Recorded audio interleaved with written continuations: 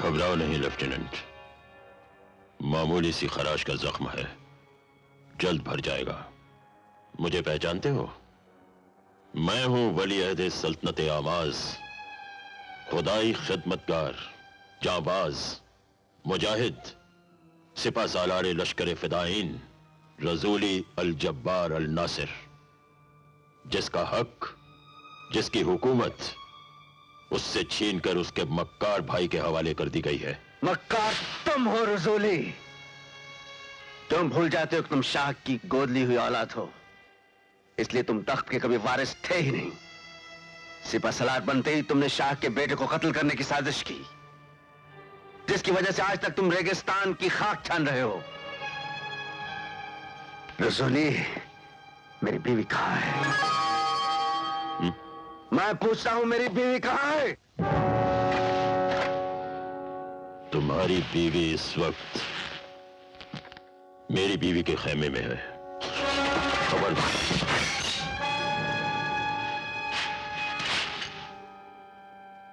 तुमने मुझे गलत समझा लेफ्टिनेंट। मेरी भी एक बीवी है जो इस वक्त तुम्हारी बीवी की तरह हमल से है, मां बनने वाली है।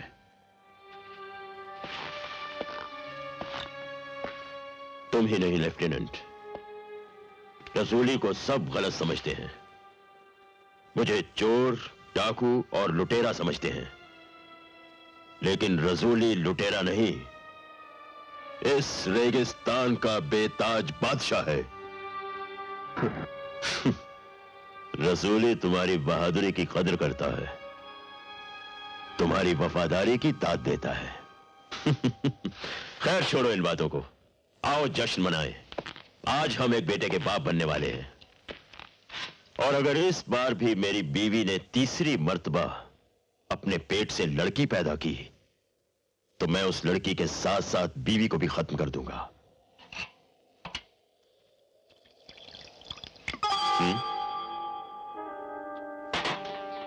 मैं अपनी बीवी के खेमे में जा रहा हूं, हो सकता है लौटने पर खुशखबरी सुनाऊं। खुदा हाफिज।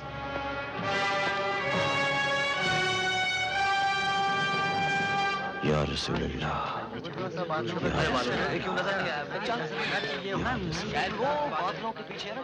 या रसूल अल्लाह, या रसूल अल्लाह। क्यों मियां राशिद, ईद का चांद नजर आया? नहीं आलम पना, आज आसमान तूफानी बादलों में घिरा हुआ है, इसीलिए चांद नजर नहीं आया।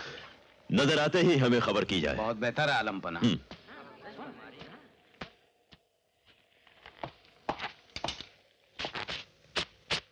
आइए मेरी सरताज, इस बार तैश में आकर बच्चे की पैदाइश पर आपको उसका गला घोंटकर मारने की जरूरत नहीं पड़ेगी। मौत के फरिश्ते ने मेरे पेट में उसका गला पहले से ही घोंट दिया। इस कनीज पर थोड़ी सी मेहरबानी कीजिए, आपकी बार मेरा ही गला उड़ा दीजिए।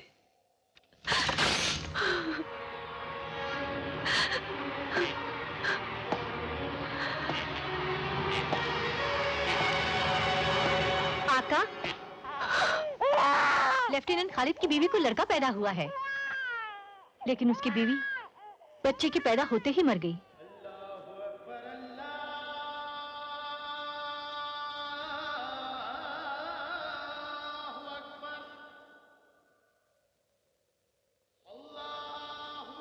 ईद का चांद मुबारक।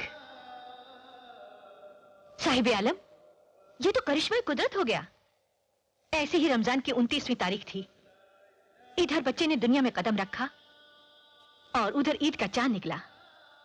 उस चांद की रोशनी बच्चे पर पड़ रही थी और उस बच्चे ने कई सालों बाद इस सल्तनत की बुनियाद डाली और इसका बादशाह बन गया। बिल्कुल उसी तरह इस बच्चे पर ईद के चांद की रोशनी पड़ रही है।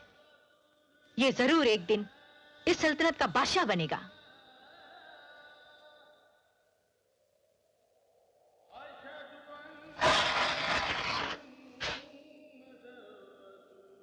यानी हमारे बाद हमारी सल्तनत में हुकूमत करने वाला वली अहद हमारे घर पैदा हो ही गया।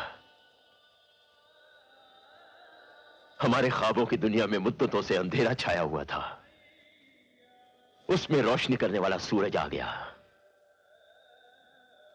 ये करिश्माई कुदरत है। इस तरह वह फकीरों की झोली में बेशकीमत खजाने डाल दिया करता है। जी?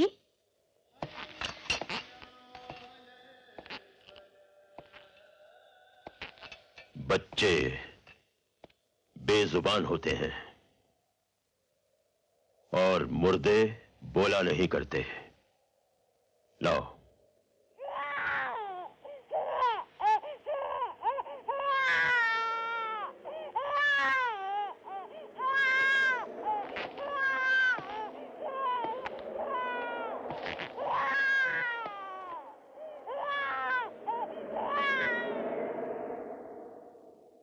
अल्लाह को यही मंजूर है।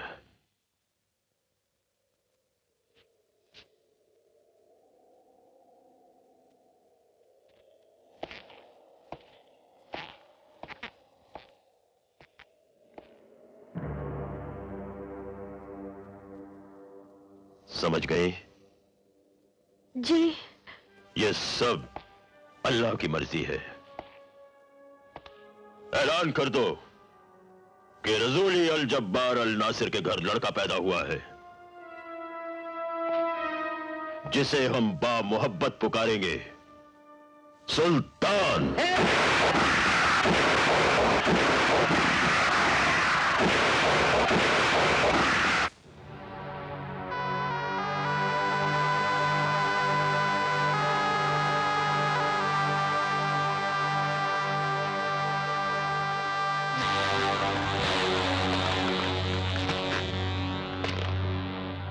सब्र करो खालिद, सब अल्लाह की मर्जी है।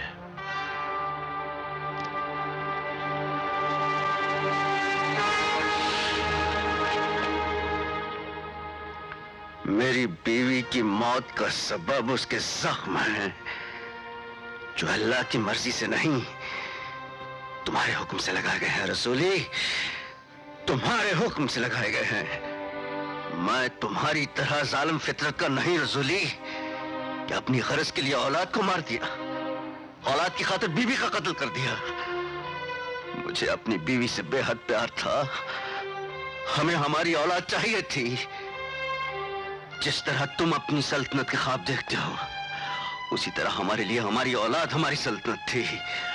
हम भी अपनी सल्तनत के ख्वाब देखते थे, लेकिन आज तुम्हारी वजह से मेरे तमाम ख्वाब चिकनाचूर हो गए। मेरी बीवी मर गई, हमारी औलाद मुर्दा पैदा हुई। इनकी मौत के जिम्मेदार तुम हो रसूली, तुम। और आज तुम्हारी मौत का जिम्मेदार मैं बनूंगा।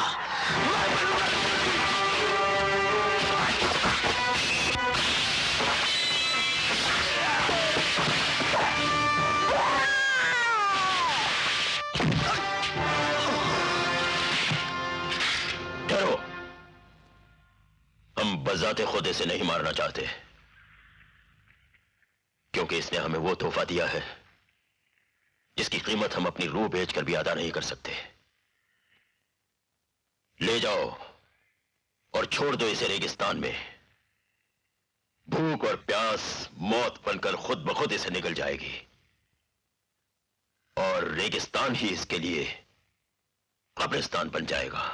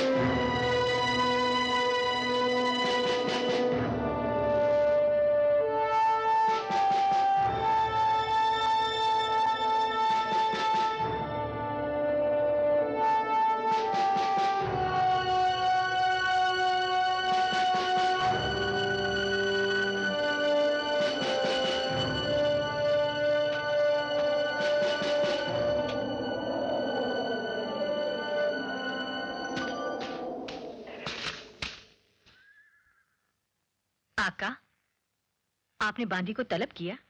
जुबैदा, आज तक तुमने हमारी बहुत खिदमत की, कभी शिकायत का मौका नहीं दिया। लेकिन इस दुनिया में राज एक बहुत खतरनाक चीज है।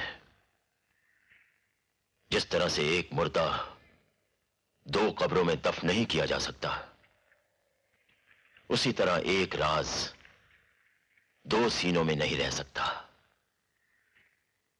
लिहाजा एक सीने को चीर देना ही बेहतर है। फिक्र मत करो,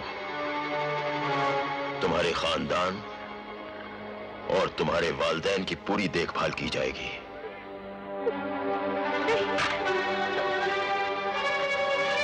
खुदा हाफिज जुबैदा।